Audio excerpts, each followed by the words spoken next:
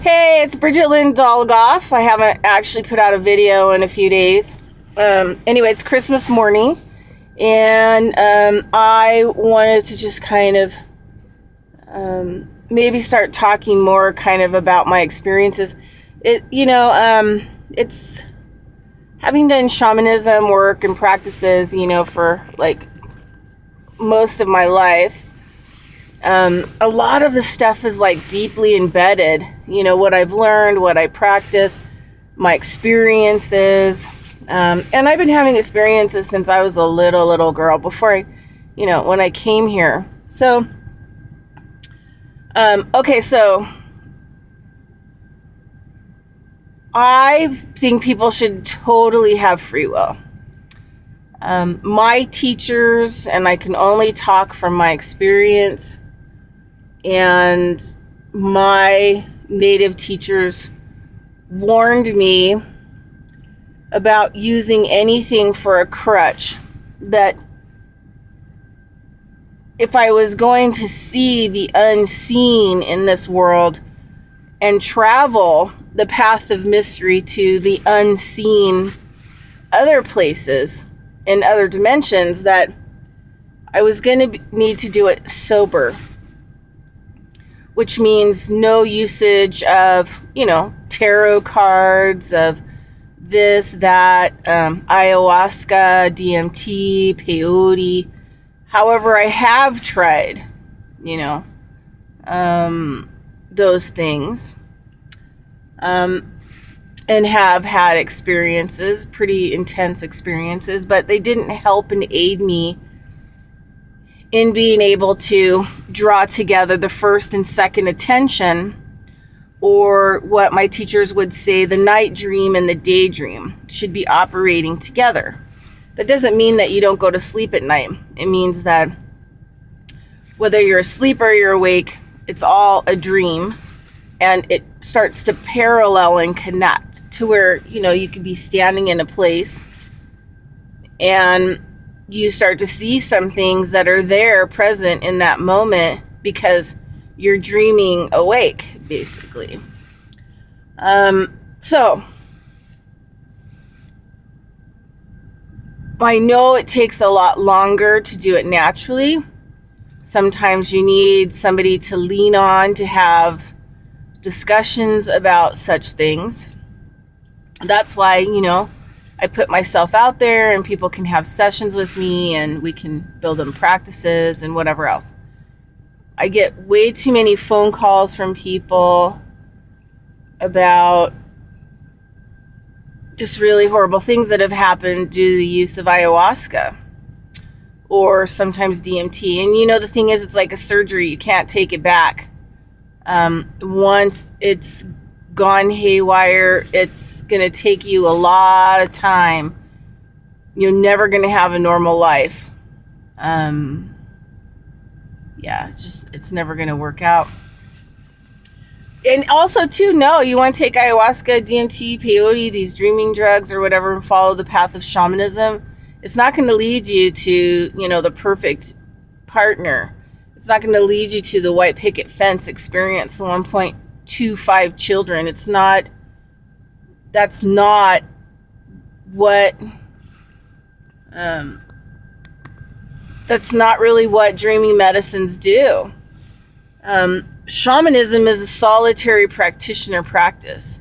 And yes, and then I do community practice with native people and I follow the native way. But unlike a lot of people, I use my shamanism for for all my relations, but a lot of it is my work. So even though I'm going to be teaching in 2017 online classes, some basics,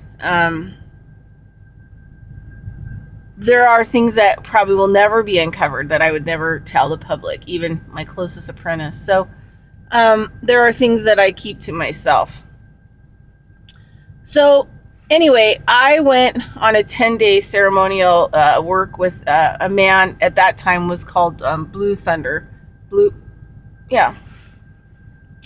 And then he was upgraded and benefited a new name by, I think, the Aztecs, like in South America or something. And so he became Bavado. and it translated to Rainbow Thunder Heart or something like that. Anyway, so I went up in into August 2014 to Sandpoint, Idaho, and I did 10 days of ceremony. Plus, I took a class that Bhavado was teaching. Bhavado's Shoshone, medicine man, elder. He died in June, and it's been kind of a difficult thing for me to get over because I have to power my own self now, and I have to go out and do the work that, he taught me to do. And, I'm gearing up for that in 2017. So I ended up getting a call to go to New York. So I ended up on the road actually after all of this stuff for 4 months. And it was the first time that I saw light and dark fighting in the form of clouds. A lot of things that you hear about in ancient lore, especially the Vedas, the Vedic people of India talk a lot about this, about the the battles between the beings, and they're all extraterrestrial beings, like multi-dimensional beings. So in my native teachings, they respect all beings. They have songs for all beings. They're very aware of all these beings. It was the first time I ever saw my first cloud, sky being. And I was coming out of, had left New York. So I went across the United States working on people and doing ceremony all along the way for 4 months, and then on my way back. And I was on one of those toll bridges coming through Pennsylvania. Wow. Beautiful. Pennsylvania's beautiful. Anyway, I had to get gas. It was early in the morning, get a coffee and gas. And then I get onto the highway and I look in the sky and I literally probably gasped for air. It was huge. And it had like a genie bottom, like kind of like an ice cream swirl. This is all a cloud, okay? Cloud. One solid cloud that looked like it was wood that somebody had carved. Super, just, detailed. So it had this genie bottom. You didn't see the legs. And then the trunk was this really cool, like wood carved trees and like a tree trunk that would have been carved into like a rib cage with the arms. The head was this big round bird face with this beak, and it had this giant plume on it. And I remember getting onto the highway, and I'm looking at this thing in the sky. I had to literally pull over on the highway and just stare at it because I've never seen something like that. Like sometimes you see things in the clouds, but you never really see. And then it talked to me telepathically, and it said, I have a lot of these experiences, but this was the first time that the cloud nation, cloud beings, sky beings actually had talked to me. Like I hadn't really worked with cloud beings and air, and there's a lot of beings to work with. So it gets, busy. And it just said to me, like the message is there's been enough native ceremonies, traditional native ceremonies now, that we, the cloud nation, the air beings, sky beings, are now back in the game to help you fight. But we weren't in the game for thousands of years because we didn't want to participate in what you humans were doing. So we withdrew, and we've been watching you ever since. So I need you to take our message, to the people. And I really wanted to write a blog about it, but I just don't have enough time to write right now. And so I just kind of wanted to talk to people about that experience. That, and this is sober, by the way. This is my life. I can walk anywhere and see anything. I don't do dead, though. I don't do dead people, and I don't do the dead. So, but beings and galactic beings and multidimensional beings and interdimensional beings and whatever you want to call them, I have had a lot of access to in my entire life. And especially with the ones that are kind of, living here in the unseen, the path of mystery, like we are so oblivious to what the unseen is. Like we just have no idea. And because we're self-righteous and egotistical, we can't get into the right mindset in order to see them. And yeah, is it shocking? Hell yeah. When they talk to you, hell yeah. It's taken me years of being frightened to death at every turn by my life process and by teachers who've just scared the holy crap out of me that I just like blacked out and passed out.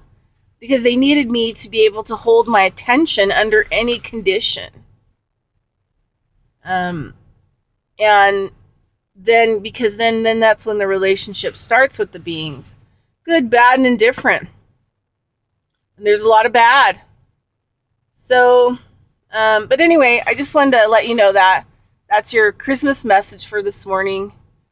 And in 2014, in August, the Cloud Nation, sky beings, and air beings told me that they were back in the game to help us. And we could really use them. So if you ever burn a little smudge or put out a tobacco offering, make sure that you thank them. The light cloud beings and the light sky beings and the light air beings who are in the game trying to help us fight from that perspective and help the earth, and that they're back in the game after thousands and thousands of years of withdrawal. So they deserve honor and they deserve respect. So anyway, that's all I've got for you today. And I hope that you have a really great holiday. I'm getting ready to put together the global altar for the international people to come together for intention. And I'll get that out on Facebook and, other stuff. But that's it for now. And I hope you have a great day. Bye. Bridget Lynn Dogoff with Consciousness of Economics and Urban Farm Project YouTube channel. Blessings.